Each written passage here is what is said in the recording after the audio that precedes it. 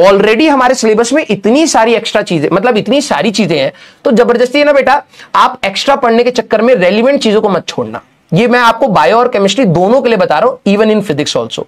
कई बच्चों के अंदर क्या होता है ना कि यार कठिन आएगा ना तो मैं और पढ़ लेता हूं। नहीं, कठिन आने के लिए और नहीं पढ़ना है, कठिन आने के लिए जो टीचर पढ़ा रहा है उसको सटीक तरीके से पढ़ना है। दोनों में बहुत अंतर होता है।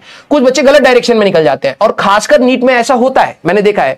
जेई में क्या है कि अगर तुम थोड़ा सा आउट ऑफ बाउंड्री जाते भी हो तो आपके एग्जाम में आने के चांसेस होते हैं, समझ रहे हो?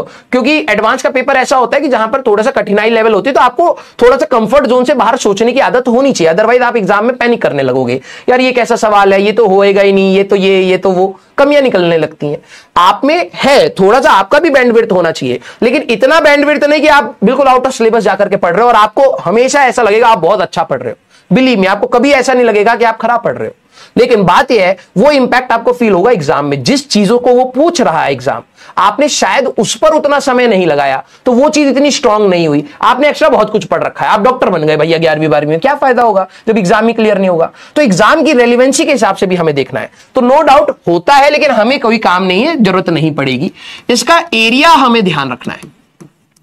एरिया में देता है, कुछ बच्चे कहते हैं सर वेलोसिटी देगा, भूल जाना भाई, आपके दोस्त बोलेंगे area of acceleration versus time बेटा final velocity minus initial velocity. Please ये वाली गलती मत करना, प्लीज लिख लेना। बहुत सारे बच्चे करियर खराब करते हैं, ठीक है। वीटी ग्राफ का एरिया पोजीशन देता नहीं, डिस्प्ले चेंज इन पोजीशन देता है, और area of eighty graph change in velocity देता है।